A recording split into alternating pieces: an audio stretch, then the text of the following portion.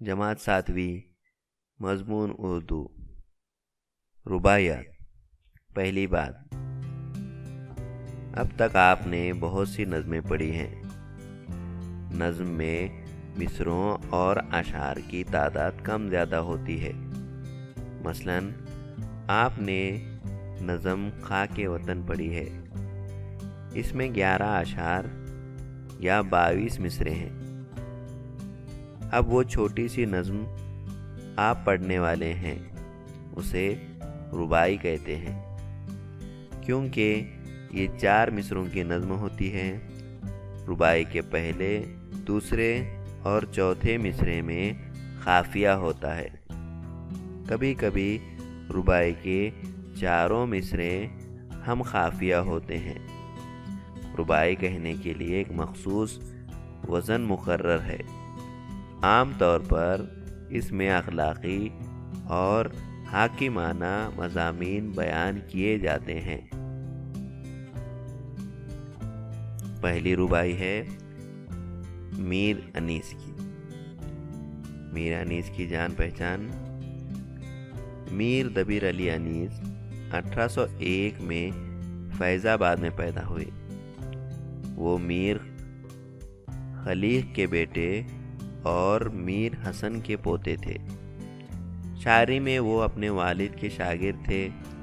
انیس نے مرثیہ گوئی میں کمال حاصل کیا، ساتھ ہی رباعی کی صنف میں بھی نام کمایا۔ 1874 میں ان کا انتقال ہوا۔ ان کی رباعی پڑھتے ہیں: وہ موج حودث کا تھپیڑا نہ رہا، کشتی وہ ہوئی غرق وہ بیڑا نہ رہا۔ وہ موج حودث کا تھپیڑا نہ رہا، کشتی وہ ہوئی غرق وہ بیڑا نہ رہا۔ سارے جھگڑے تھے زندگانی تک انیس، سارے جھگڑے تھے زندگانی تک انیس، جب ہم نہ رہے تو کچھ بکھیڑا نہ رہا۔ بچوں، اگلی رباعی ہے اکبر الہ آبادی کی۔ اکبر الہ آبادی کے بارے میں جانتے ہیں، ان کی جان پہچان: ان کا پورا نام سید اکبر حسین اکبر الہ آبادی تھا۔ 1846 میں پیدا ہوئے۔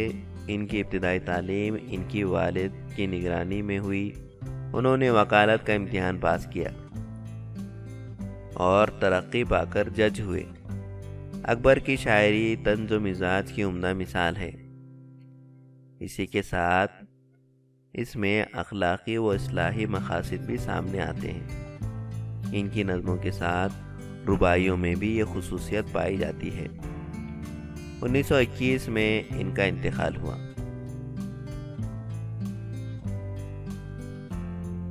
ان کی رباعی پڑھتے ہیں: غفلت کی ہنسی سے آہ بھرنا اچھا، افعال مضر سے کچھ نہ کرنا اچھا۔ غفلت کی ہنسی سے آہ بھرنا اچھا، افعال مضر سے کچھ نہ کرنا اچھا۔ اکبر نے سنا ہے اہل غیرت سے یہی، جینا ذلت ہو تو مرنا اچھا۔